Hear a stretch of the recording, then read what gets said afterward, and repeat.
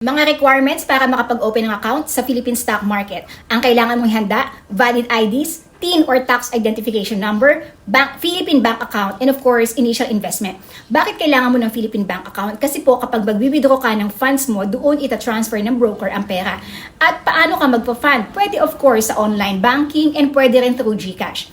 Tingnan mo na lang, depende kasi sa stockbroker yan kung paano ka magpa-fund. So paano mo makikita yung mga requirement ng brokers? Of course, kailangan mo munang mag-open ng account sa kanila. Ang pupuntahan mong website ay Philippine Stock Exchange. Ilalagay ko yung link dito. Make sure na tama yung link na itatype mo dahil kapag nagpunta ka sa Philippine Stock Exchange website, nandun na lahat ng legit stockbrokers. Okay? So, check mo na, mag-open ka ng account sa Philippine Stock Market through the legit stockbrokers. Saan makikita ang mga high-paying dividend stocks sa Philippine Stock Market? Philippine Stock Exchange Edge website. Ilalagay yung link dito. And then, i-encode mo sa search bar yung stocks. For example, Jollibee, Ayala Corporation, SM, at iba pang stocks na gusto mo. And after that, go to dividend and rights. Doon makikita mo na yung history kung kailan nagbigay ng dividend, ang stock na hinahanap mo. Makikita mo rin ang schedule kung kailan magbibigay ng dividends. Kung gusto mo talagang matuto ng dividend investing at makita talaga yung mga high-paying dividend stocks, bigyan na lang kita ng kopya ng aking libreng ebook para matutunan mo kung paano magsimulang mag-invest sa Philippine stock market at kumita sa dividend. Ilalagay ko yung link dito at sa comment section. Download mo na yung libreng kopya para matuto ka na sa dividend investing.